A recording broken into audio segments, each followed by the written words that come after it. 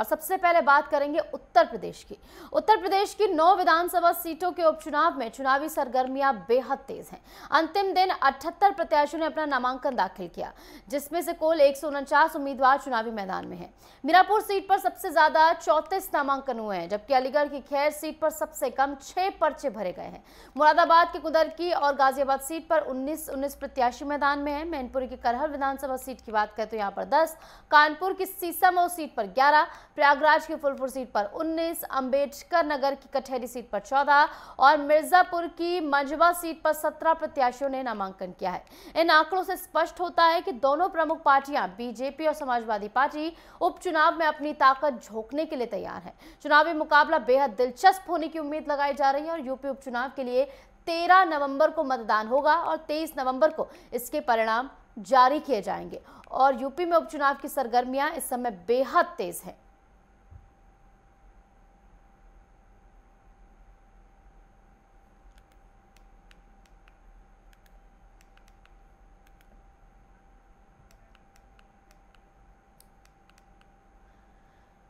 तो सरगर्मियां बेहद तेज हैं उपचुनाव को लेकर, जहां आपको बताया कि आखिरी दिन जो है 149 उम्मीदवारों ने जो है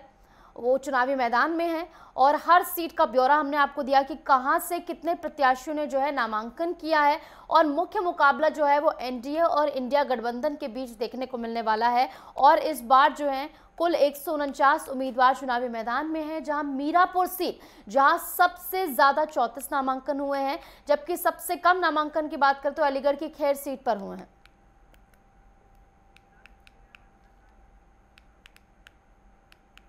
तो आप देखिए उत्तर प्रदेश में 9 सीटों पर उपचुनाव होने वाला है, जिस पर सभी की नजरें इस समय टिकी हुई हैं। सियासी समर में सबसे ज्यादा दिलचस्प जो है यूपी के उपचुनाव ही होने वाले हैं। इस पर ज्यादा जानकारी के लिए हमारे साथ हमारे प्रमुख संवाददाता लालचंद जुड़ गए हैं। लालचंद, अंतिम दिन 78 प्रत्याशियों ने अपना नामांकन किया है, जिससे कुल संख्या 149 हो जाती है, यानी 149 उम्मीदवार चुनावी मैदान में हैं। और जो नामांकन अब तक हुए हैं उनसे साफ जाहिर होता है कि मुख्य मुकाबला एनडीए और इंडिया गठबंधन में होने वाला है। बिल्कुल निशु, जिस तरीके से उत्तर प्रदेश में 9 सीटों पर उपचुनाव होने जा रहा है उसको लेकर सभी पार्टियां पूरी तरीके से तैयारी करती हुई दिखाई दे रही है। और जिस तरीके से देखने को मिला है कि अंतिम दौर तक जो है प्रत्याशियों के नामों की घोषणा की गई और नामांकन कराया गया है। ऐसे में कल अंतिम दिन था नामांकन का और अंतिम दिन देखने को मिला कि 78 प्रत्याशियों ने लास्ट दिन जो है नामांकन किया है और इस 9 सीटों पर 149 प्रत्याशी मैदान में है जो विभिन्न पार्टियों से हैं। लेकिन टक्कर सिर्फ समाजवादी पार्टी और बीजेपी में देखने को मिल रही है, क्योंकि बीजेपी ने भी कहीं ना कहीं देखने को मिला है कि बहुत ही जातीय समीकरण के आधार पर, वोट बैंक के आधार पर ही प्रत्याशियों का जो है चयन किया है। इसके साथ ही समाजवादी पार्टी भी कहीं ना कहीं पीडीए के साथ जो है प्रत्याशियों को मैदान में उतारा है और जी जान लगाकर दोनों ही पार्टियां जो है चुनावी मैदान में है। देखने को मिला कि दीपावली बाद जो है सभी पार्टियां यहाँ पर जो है चुनाव प्रचार प्रसार भी करती हुई दिखाई देंगे। लेकिन जिस तरीके से देखने को मिला है कि बीजेपी के लिए कहीं ना कहीं ये 9 सीटें जीतना कहीं ना कहीं काफी महत्वपूर्ण हो जाता है और बीजेपी इस सीटों को जीतने के लिए यहाँ पर जीतोड़ मेहनत करती हुई दिखाई दे रही है। खुद मुख्यमंत्री योगी आदित्यनाथ ने कमान संभाली हुई है और लगातार वहां पर प्रचार प्रसार भी करते हुए दिखाई दे रहे हैं। तमाम मंत्रियों को भी लगाया गया, वो भी वहां पर जो है डेरा जमाए हुए हैं, जनता के बीच जाते हुए दिखाई दे रहे हैं। लेकिन ये जरूर कहा जा सकता है कि जिस तरीके से 13 नवंबर को मतदान होंगे और 23 नवंबर को नतीजे आएंगे, उसको लेकर सभी पार्टियों ने अपनी पूरी ताकत झोंकी है और जातीय समीकरण के आधार पर और बैंक के आधार पर प्रत्याशियों का चयन किया है। क्योंकि बीजेपी के लिए ये 9 सीटें जीतना काफी महत्वपूर्ण हो जाती है, क्योंकि ये भी कहा जा रहा है निशु की कहीं ना कहीं 2027 के विधानसभा चुनाव को लेकर ये सीटें काफी महत्वपूर्ण रखती हैं और शायद इसी को जीतने के लिए कहीं ना कहीं एक तरफ जहां समाजवादी पार्टी जीतोड़ मेहनत करती हुई दिखाई दे रही है, तो वही बीजेपी भी पूरी तरीके से जीते और मेहनत करती हुई दिखाई दे रही है। यही वजह है कि नामांकन के अंतिम दिन जहां 78 प्रत्याशियों ने जो है नामांकन किया है, तो वहीं 149 प्रत्याशी मैदान में है। अगर हम बात करें यूपी की 9 विधानसभा सीटों पर होने वाले उपचुनाव को लेकर, तो कहीं ना कहीं पहले समाजवादी पार्टी ने अपने प्रत्याशियों का जो है नामों की घोषणा की और अंतिम दौर में देखने को मिला कि बीजेपी ने पीडीए की काट निकालते हुए अपने प्रत्याशियों को घोषित घोषित किया और इसके बाद उनका नामांकन भी कराया है। अगर हम बात करें मीरापुर की सीट पे, तो कहीं ना कहीं मीरापुर सीट पर लेकर भी समाजवादी पार्टी और बीजेपी की काफी बड़ी टक्कर देखने को मिल रही है। यहाँ पर सबसे ज्यादा प्रत्याशियों ने जो है नामांकन किया, 34 प्रत्याशी मैदान में है। देखने वाली बात होगी कि यहाँ पर कौन जीतता है, लेकिन हाँ ये जरूर कहा जा सकता है कि अलीगढ़ की खैर सीट पर सबसे कम जो है नामांकन हुए हैं। मात्र 6 पर्चे यहाँ पर भरे गए हैं और इन 6 पर्चों पर इस बार के उपचुनाव में बेहद दिलचस्प ये भी देखना है कि कांग्रेस ये मना नहीं पाई समाजवादी पार्टी के सामने, ये जाहिर नहीं करवा पाई कि वो भी लड़ने के लिए जो है सक्षम है, क्योंकि समाजवादी पार्टी सभी सीटों पर साथ लड़ रही है। तो कांग्रेस क्या यहाँ पर बैकफुट पर होती हुई नजर आ रही है?